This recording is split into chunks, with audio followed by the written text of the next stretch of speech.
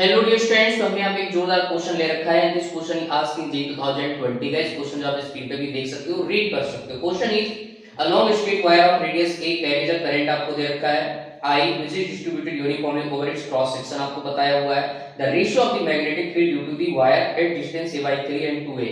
Clear, यहाँ पे आपको पोजीशन बताया है कि a/3 और 2a पे आपको मैग्नेटिक फील्ड का रेशियो बताना है from the axis of the question है guys, this is from moving charges and magnetism के एम्पियर सर्किटल लॉ से लिया गया है। ठीक है, तो अब आपको एम्पियर सर्किटल लॉ जोरदार तरीके से सारे उसके एप्लीकेशन पार्ट आनी चाहिए, तभी आप इस क्वेश्चन को अच्छे से समझ पाओगे, कर पाओगे। ठीक है, ओके गाइस, चलिए इसका सॉल्यूशन देख लेते हैं। तो हमारे पास यहाँ पे कुछ ऐसा सॉलिड सिलिंड्रिकल टाइप का आपको वायर दे रखा है। ठीक है, यहाँ पे करंट जो है आपको आई बताया हुआ है कि इस पे करंट कितना फ्लो रहा है बेटा, आई फ्लो रहा है। ठीक है, तो इसका सेंटर पॉइंट मान लीजिए सेंटर से a/3 डिस्टेंस और सेंटर से ही 2a डिस्टेंस पे आपको मैग्नेटिक फील्ड का रेशियो बताना है। मान लो यहाँ पे b2 है और यहाँ पे कितना है b1। ठीक है, अब यहाँ पे गाइस हम एम्पियर सर्किटल लॉ का जस्ट रिजल्ट यूज करेंगे। अंदर वाले रीजन में जो मैग्नेटिक फील्ड दी जाती है that is mu naught I R divided by 2 pi R का स्क्वायर।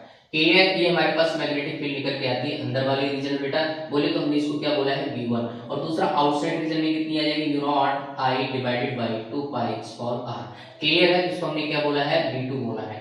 ठीक है, तो ये हमारे पास मैग्नेटिक फील्ड हो जाएगी बेटा इनसाइड और ये आपका आउटसाइड है ना। हमसे इन दोनों का रेशियो पूछा है तो सिंपल सा है b1 divided by b2।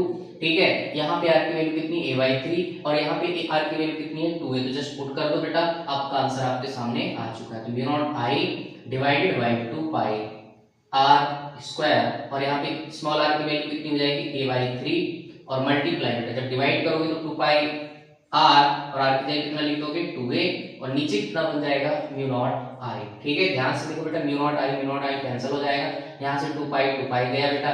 Clear, और यहाँ पे रेडियस कितनी दे रखी इसकी, अगर इसकी रेडियस देखोगे कितनी है a।